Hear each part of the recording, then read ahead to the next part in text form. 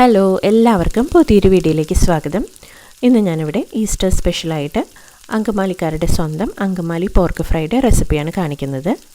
അങ്കമാലിക്കാരുടെ എല്ലാ വിരുന്ന് സൽക്കാരങ്ങളിലും വിളമ്പാറുള്ള ഒരു പ്രധാന വിഭവമാണ് ഈ ഒരു അങ്കമാലി പോർക്ക് ഫ്രൈ.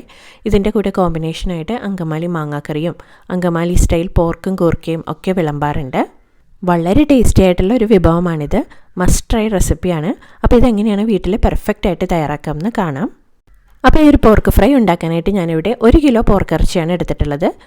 ഒട്ടും തന്നെ എല്ലും തൊലിയില്ലാതെ ചതുര കഷ്ണങ്ങളായിട്ട് അരിഞ്ഞിട്ടാണ് ഇത് കടയിൽ നിന്നും വാങ്ങിയിട്ടുള്ളത്. ഇറച്ചി നന്നായിട്ട് കഴുകി വൃത്തിയാക്കിയെടുക്കുക. ഇനി ഇത് കുക്കറിലൊന്ന് വേവിച്ചെടുക്കണം. അപ്പോൾ അതിനായിട്ടൊരു കുക്കറിലേക്ക് ഇതിട്ട് കൊടുക്കാം.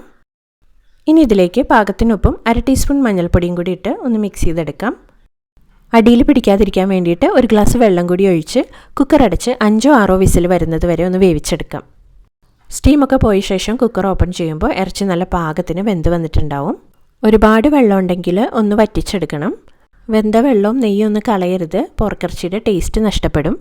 ഇനി നമുക്ക് പോർക്ക് ഫ്രൈ തയ്യാറാക്കാം. അപ്പോൾ അതിനായിട്ട് നല്ല വിസ്താരമുള്ള ചുവട് കട്ടിയുള്ള ഒരു പാത്രം എടുക്കുക. ഞാനിവിടെ വലിയൊരു ഓട്ടുരുളിയാണ് എടുത്തിട്ടുള്ളത്. അതിലേക്ക് കുറച്ച് വെളിച്ചെണ്ണ ഒഴിച്ചിട്ട് 1 ടേബിൾ സ്പൂൺ പെരുംജീരകം, 1 പിടിയോളം തേങ്ങാക്കൊത്ത് ഇട്ട് കൊടുക്കുക. അതൊന്ന് ഗോൾഡൻ കളർ ആവുന്നത് വരെ വഴറ്റി കൊടുക്കാം. എന്നിട്ട് ഇതിലേക്ക് ചതച്ച ഇഞ്ചിയും വെളുത്തുള്ളിയും ചേർത്തെടുക്കുക. അതും ഒന്ന് മൂപ്പിച്ചെടുക്കാം. എന്നിട്ട് ഇതിലേക്ക് 2 വലിയ സവാള നീളത്തിലരിഞ്ഞതും 3 പച്ചമുളക് കീറിയതും കുറച്ച് ഉണക്കമുളകും ഫ്രഷ് കറിവേപ്പിലയും കൂടി ഇട്ട് നല്ലപോലെ ഒന്ന് മുരിഞ്ഞ് വരുന്നത് വരെ വഴറ്റി കൊടുക്കാം. ഇതൊക്കെ നന്നായിട്ട് മുരിഞ്ഞ് കഴിയുമ്പോൾ ഇതിലേക്ക് വേവിച്ച് വെച്ചിരിക്കുന്ന പോർക്ക് വെള്ളത്തോടും നെയ്യോടും കൂടി തന്നെ ഇതിലേക്ക് ഇട്ടുകൊടുക്കാം.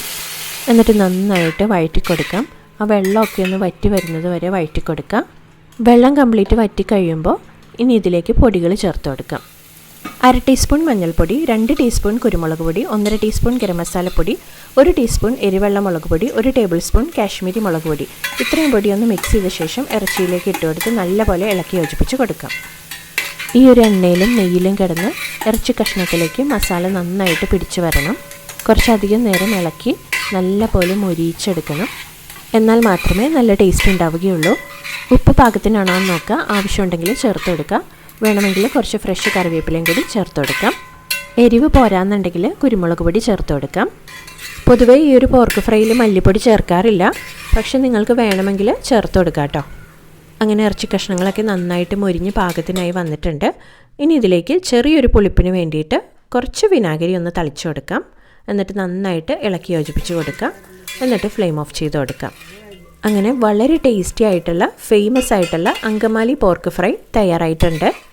അങ്ങനെ എല്ലാവർക്കും ഈ ഒരു വീഡിയോ ഇഷ്ടമായെന്ന് വിചാരിക്കുന്നു. മറ്റൊരു വീഡിയോയുമായി വീണ്ടും വരാം. Thanks for watching.